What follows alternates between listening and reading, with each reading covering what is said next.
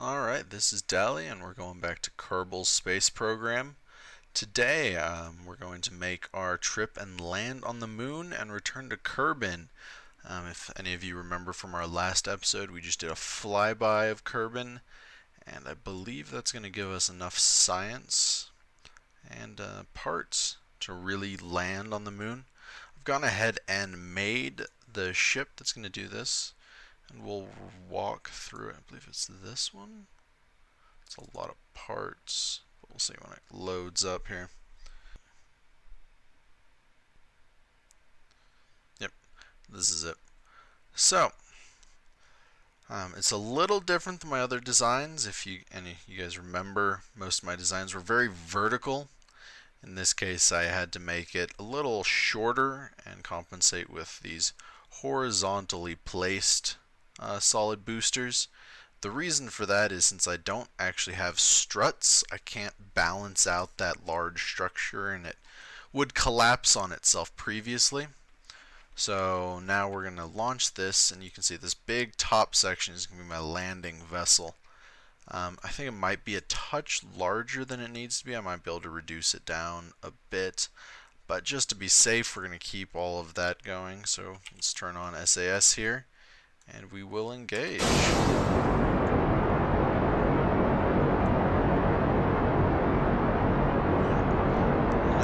Does an okay job. The issue with going out as horizontal as this, especially without struts, as you saw when we lifted off, it flexed quite a bit. And you'll see these guys on the outside, you can definitely see, are leaning inward. So that means our direction of thrust is actually not ideal, so we're actually not using these to their full potential. But alas, it is the only way we're going to be getting into space, especially with this size of a rocket. A lot of this has to do with the lack of parts I have. So again, a gravity turn here. The idea here is that I want to be as efficient as possible. Have to adjust slightly so I don't have a big change that needs to be made when we go to match orbits with the moon. I think we're going to be okay here. Just keep tipping over. It looks like it's flattening out to be more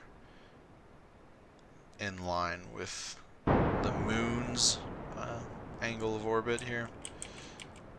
Pretty much the moon's orbit is going to be along that equator, which conveniently is also where Kerbal Space Center down here. I probably should have done this at day so you can see the nice pretty little space there, but you can see the red dot. Gotta keep an eye, and I need to tip over quite a bit more. The idea is I want to basically level off my direction here at about 70,000 apoapsis up until it gets to about 100. That's going to get your most efficient ascent angle. It would be better if I had been consistent in my liftoff, but we'll level it off here. It's exceptionally difficult to maintain that good logarithmic ascent vector. I think I lost that stage. Yep. That is ideal, especially without using MechJeb. I think it's called MechJeb. The automatic launch autopilot system. That's going to be largely helpful. If you want to be very specific in your designs, I don't feel there's anything particularly wrong with using MechJeb. Considering especially this day and age, most launches, even with astronauts on board, is entirely computerized. Most astronauts are usually there just to perform the science or experimentation requirements, and they'll perform some of the maneuvers, especially when it comes to docking. Some space programs still do the docking manually. I'm not sure if the SpaceX system that went up to the International Space Station was fully automated or not, but nonetheless, computers pretty much fly everything these days. Even most airplanes now, the pilot doesn't actually do anything except maybe manage the radio communication. They could be flown entirely on their own without a pilot. Obviously, if something goes wrong, though, you would probably want a pilot there. But we'll see. It's going to get kind of close here. I guess I'll pull up just a touch to keep that apoapsis growing.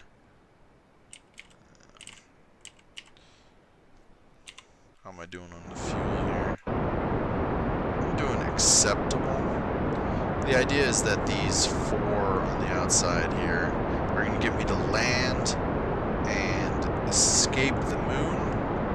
And this last one here in the center is going to be my trajectory to really slow me down. So that way I don't come burning into Kerbal orbit and melt my spacecraft.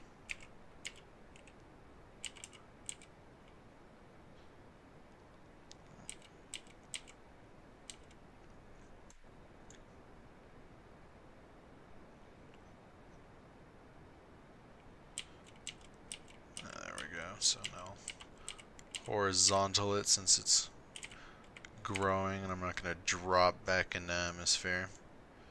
Here we go. We'll wait for the periapsis to come out to past 70. And then we'll begin our maneuver nodes to intercept the moon.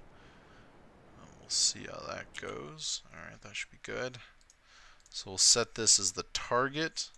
Now, one of the things I always insist on doing is making sure my nodes sort of match up. And so right here we'll adjust. I'm adjusting the wrong way. We will adjust, and the idea is that it's close enough to where these guys are just going to fluctuate a whole lot when I get it lined up here. And you can see it's not taking a whole lot to get the line up.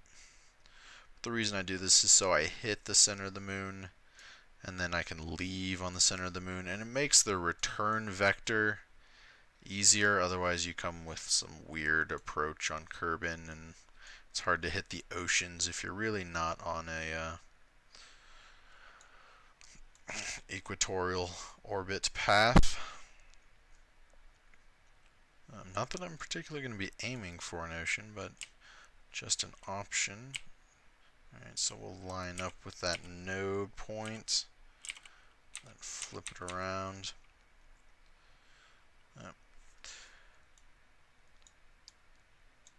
And then we'll actually make our, what was it, Hoffman transfer? One of those. Some science guy determined the best way to just float your spacecraft to the target. And that's what most people are doing in Kerbal Space Program, is a Hoffman. I'm going to say Hoffman, that sounds right to me. A Hoffman transfer. Largely because it's the most efficient use of fuel. But if you read a lot of science fiction, I forget what I'm reading now, but it talks about full, let's get a landing trajectory there, but it talks about having full thrust the entire journey, which would inherently be faster, but it is, at this point anyway, a significant waste of fuel. But it would overcome the issue of having no gravity. Actually, I want to go this way. Or not that way. There we go. Yep, so, as I'm sure many of you are aware, there are problems with extended zero gravity. For a long time, They didn't know this, and so astronauts, when they... Well, that's not going to be good. When they returned to planet side from doing any of their real adventures, especially the guys that went off to the moon, at first they were not actually really publicly visible after their landing. And it's largely because they couldn't function significantly in gravity. Just all of their muscles had atrophied and bones had deteriorated enough. Especially, you'll see this in the... If you look at the first people that did the long extended stays in the space station, that they had this problem before they started making them exercise extensively up there to maintain muscle densities. They were basically weak individuals, and they would come back and have to do over a year of physical therapy to just become their normal selves again.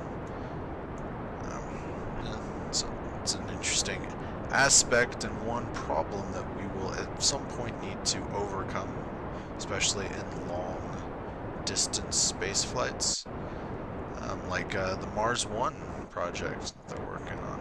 That is definitely going to be a problem they're going to have to overcome.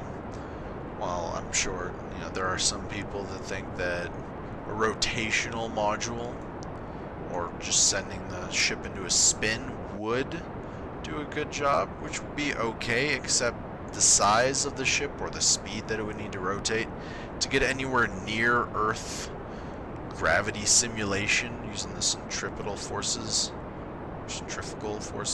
one of those forces, would be just astonishing. While you could mitigate the problems as a result of...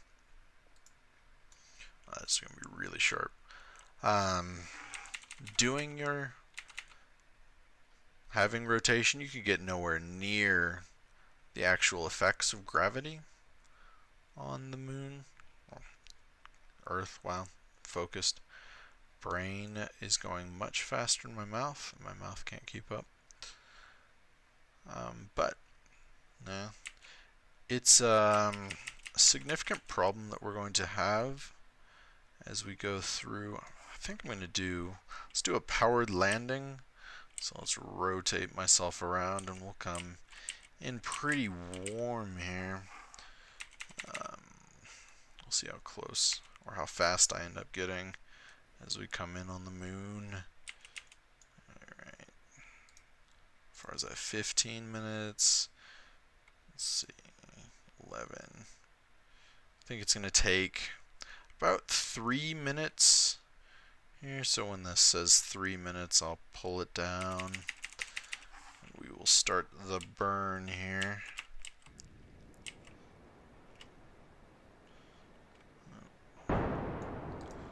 Because I'm thinking this is going to pull this way, and I should be landing at about here.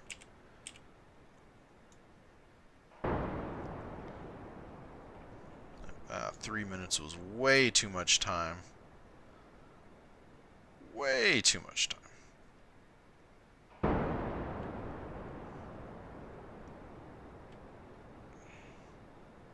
Yep, so we'll see how much I can pull this down, and then we'll... Oh, my own fuel. I still have plenty of fuel. Let's get those legs out. I never understood why I have to hit it twice to get it to trigger. I'm sure there's a configuration that I just haven't been doing. So, yep, we're still 3 minutes out because we've slowed down significantly. Alright, there we go. Now we'll do this. And I wish this was in the sun. It would have been much more glorious if I was doing this in the sun, but this is what we're getting stuck with. I think I'm going to land on a crater. I think I'll be alright. I don't know if you guys can see this very well in the video, but there's 3 craters here, here. I'm trying to land right in the middle here. I'll land somewhere in this path.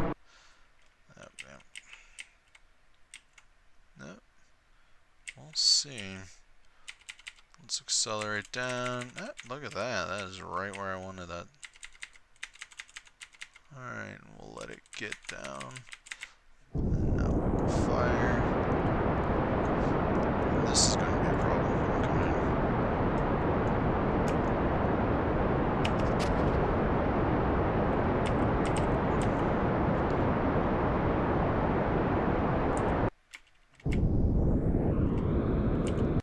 Oop, that's a problem.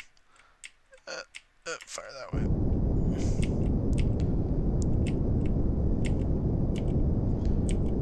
Alright, so none of you saw me bounce off the moon. Okay, there we go. We are now on the moon. So let's do our science here. Observe my materials. Oh, look at that, 100 science. Never understood why you'd want to transmit, especially now that you don't really get all the benefit and it's inoperable after transmit. I'm not sure if that's a mod that's making that happen. Yeah. Okay, where am I? Alright, now the issue with the design is I didn't put any ladder in. So I gotta climb to the top here. And then grab it. There you go. There we go. Use nope. Up.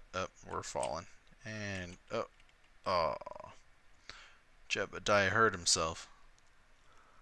Alright, so up we go. Alright, we'll set him off over here. Plant the flag.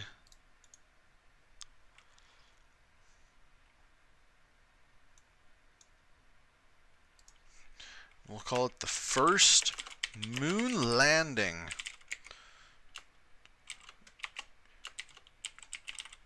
Great step for Jebediah.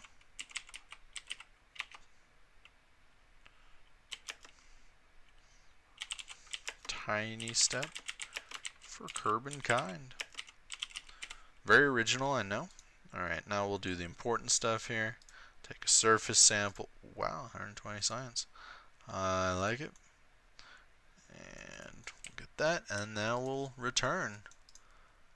Alright. Let's see. Boost. Or jump. I felt like jumping apparently. Grab it. Nope. Grab. There we go. Back inside the ship. Now, where's Kerbal? Okay. So the key is I'm going to want to take off to the right here. Let's see. Map. That was really help. Alright, I believe it's... Nah, I totally want to go to the left. Alright, so we're going to go up. And then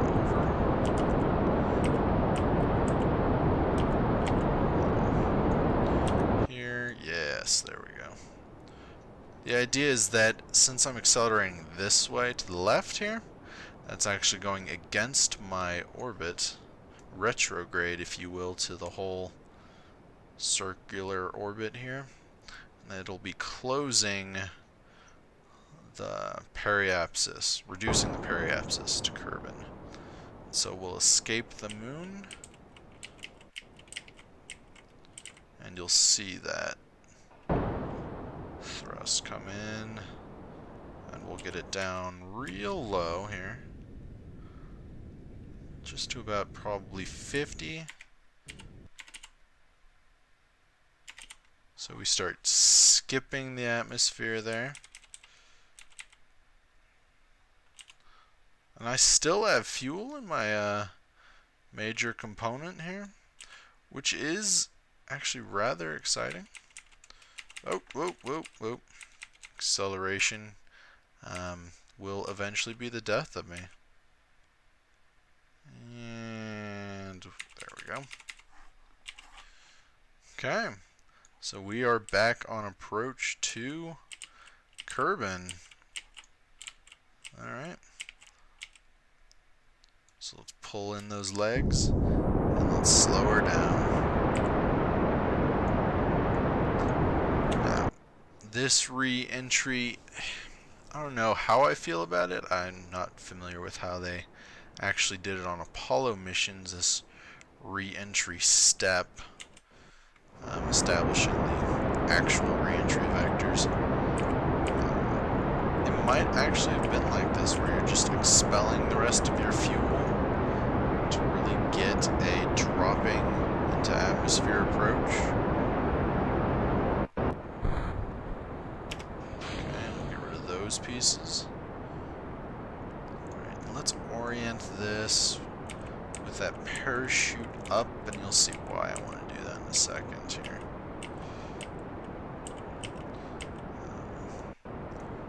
The general idea is going to be, with the parachute oriented up, it's easier for me to tilt the rocket so that the re-entry heat does not basically vaporize my...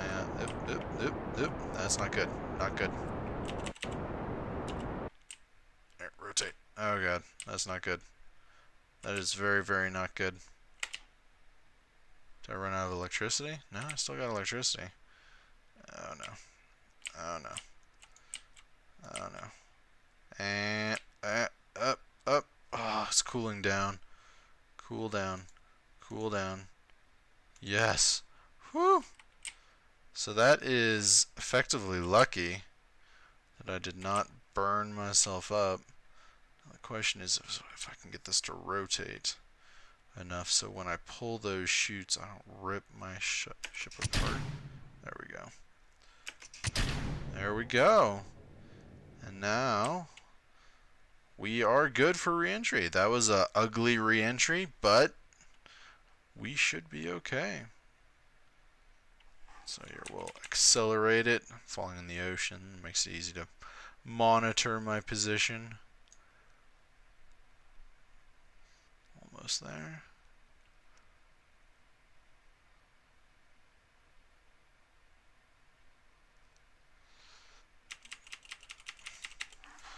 Now my biggest concern is that I'm going to lose that science vessel. Oh, kept it.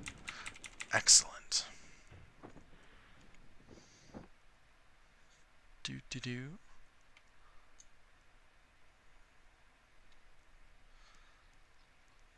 Alright, and I evidently did not need all this extra food I brought with me. I guess it was just a precaution.